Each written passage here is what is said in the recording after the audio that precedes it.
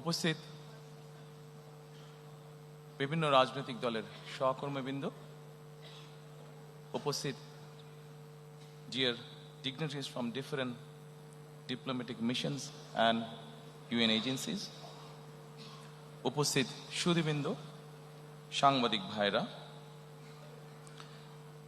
এবং প্রিয় সহকর্মীবৃন্দ, আসসালামু আলাইকুম। আমি প্রথমেই আপনাদেরকে আন্তরিক শুভেচ্ছা জানাচ্ছি।